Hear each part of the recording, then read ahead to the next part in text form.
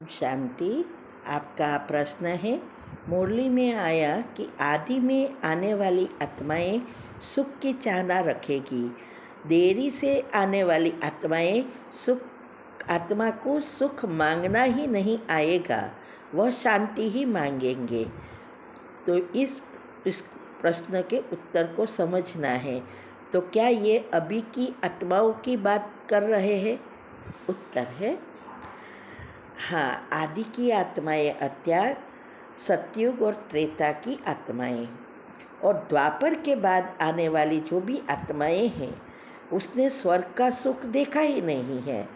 इसीलिए बाबा कहते हैं कि वो कभी भी सुख मांग ही नहीं सकते, क्योंकि अनुभव नहीं है, और वो शांति ही चाहेंगे।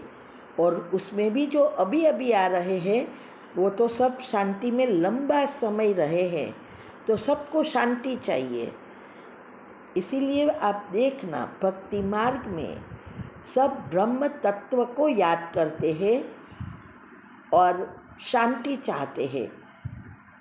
तो इसीलिए यही बाबा शॉर्ट में बता रहे हैं कि जो आत्माएं सतयुग में आने वाली है या त्रेता में आने वाली है, नंबरवार अनुसार वो लोग ने सुख का अनुभव किया है। इसीलिए ये बातें समझ में आएगी और आगे बढ़ना चाहेगी, और आगे बढ़कर वो सुख फिर से प्राप्त करेगी। लेकिन द्वापर के बाद वाली आत्माएं तो कभी भी इस ज्ञान को सुनेगी ही नहीं, क्योंकि उसने तो अनुभव नहीं किया है। वो लोग तो शांति का अनुभव करके आए हैं, इसीलिए उनको सिर्फ शांति ही चाहिए। ठीक है। ओम शांति। ओम शांति। आपका प्रश्न है, मुरली में आया कि इस शरीर से जीते जी मरने के लिए अभ्यास करो। आत्मा, मैं भी आत्मा, तुम भी आत्मा, इस अभ्यास से ममत्व निकल जाएगा, ये समझना है। उत्तर है, जब निराकार शिव परमात्मा इस सृष्टि पर आते हैं तो हम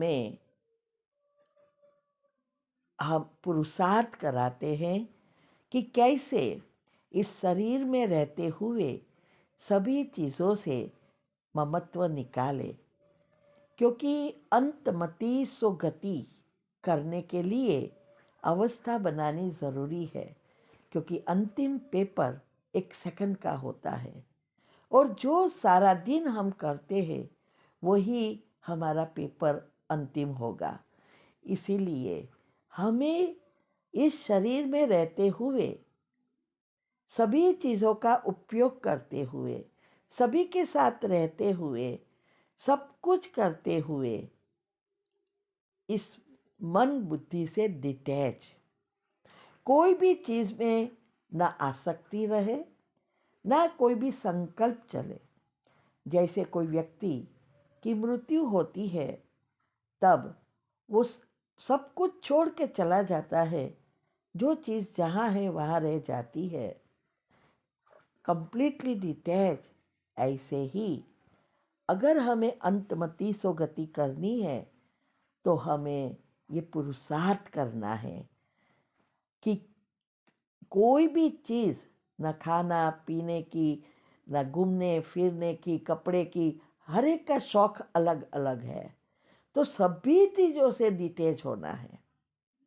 इसका मतलब ये भी नहीं कि सब कुछ छोड़ के, घर बार छोड़ के चले जाना है, नहीं, घर में ही रहना है और सबके साथ रहते हुए अच्छा व्यवहार करते हुए, पुराने हिसाब किताब चुकतू करते हुए संबंधों को अच्छे में परिवर्तन करना, या जो भी चीज़, कोई भी चीज़ आप यूज़ करते हो लेकिन यूज़ करते हुए भी उसमें ममत्व ना हो। और इसके लिए आत्मिक स्मृति बनाना बहुत ज़रूरी है।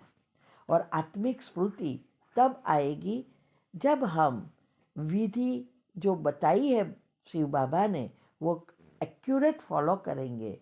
इसके लिए योग की पहली अवस्था पक्की करनी बहुत ज़रूरी है, और उसकी वीडियो आपको यूट्यूब पर भी मिलेगी, और तीव्र पुरुषार्थ ग्रुप में भी आती है।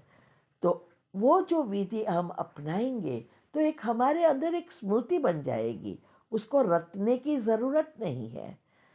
तो नेचुरली हम किसी के सामने खड़े होंगे या कोई हमें कोई कुछ बुरा बुला भला कहता है तो भी हमें अंदर से तुरंत स्मृति ऐसी है कि ये आत्मा है, उसका कोई दोस्त नहीं है, मेरा ही दोस्त था। कभी मैंने कुछ पिछले जन्म में ऐसा व्यवहार किया है और वो आत्मा अभी ये आई है।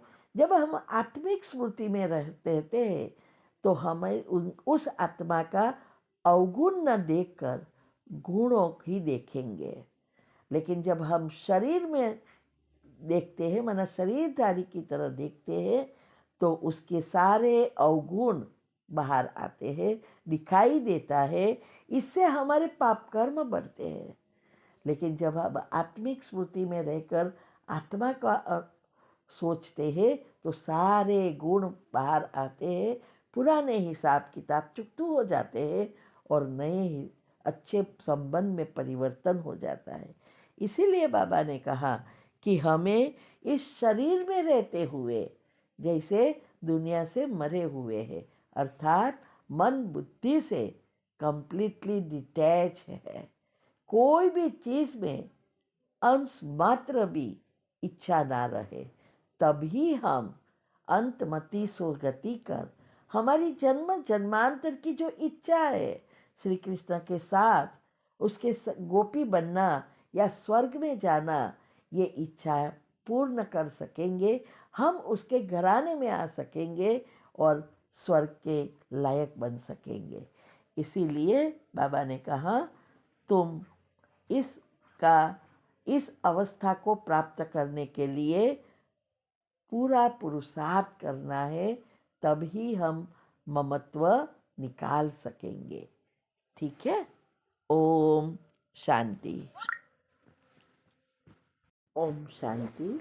आपका प्रश्न है, इस शरीर से जीते जी मरने के लिए अभ्यास करो। आत्मा तुम भी आत्मा, इस अभ्यास से ममत्व निकल जाएगा, इसको समझना है। उत्तर है, जीते जी मरना अर्थात इस शरीर में रहते हुए सभी चीज़ों से डिटेच होना। जैसे किसी की मृत्यु होती है, शरीर छूट जाता है, तो जो चीज़ जहाँ है वहाँ रह जाती है ना, कोई अटैचमेंट होता है क्या? नहीं।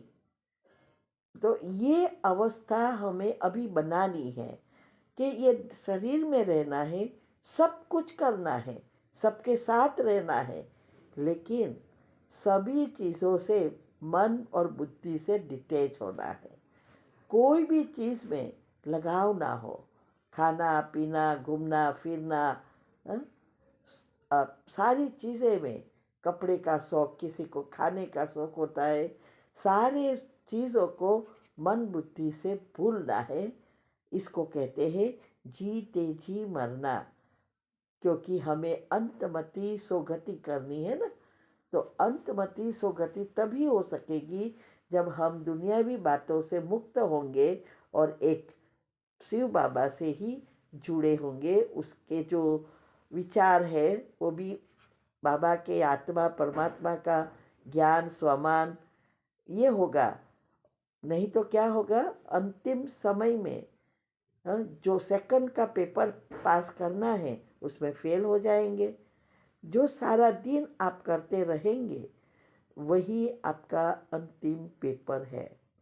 इसीलिए हमें ये प्रैक्टिस करनी है, इच्छा मात्रम अविद्या बनने की। ठीक है। ओम शांति।